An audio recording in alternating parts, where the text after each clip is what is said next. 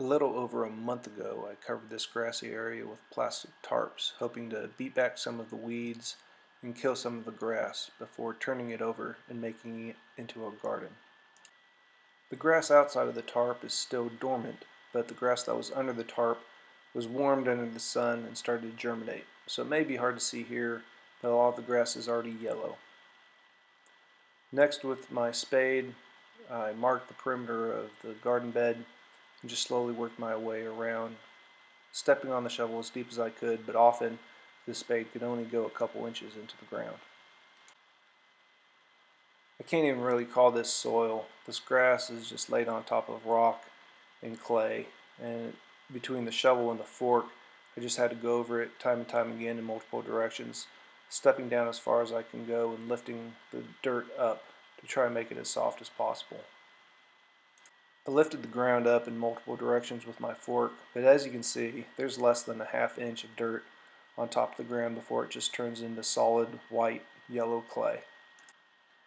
Then with the cultivator attachment stuck onto my line trimmer engine, I started to till the soil. A number of people will say that using a tiller will make things worse because it will put a hard pan underneath the layer of soil and dirt that's been tilled.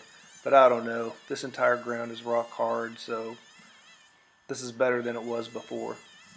After this last clip, filming pretty much stopped because there are constant delays with rocks getting stuck in the cultivator, having to dig up bricks that were buried underground, and of course rocks of many shapes, forms, and sizes.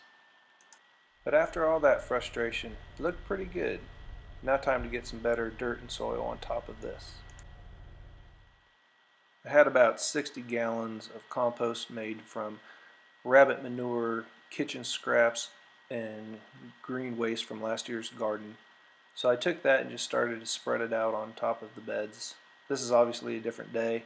We had a lot of rain, so it really slowed down the making of these beds. But all that manure just poured out on top of the beds, then raked out, put a nice layer of nutrients on top of that infertile soil.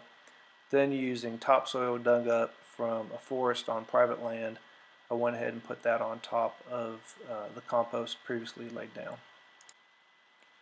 I wish I could have put more compost and more topsoil on top of the beds, but I only had so much, and spring's getting along in time, so I really needed to get this done so I could get my seedlings planted.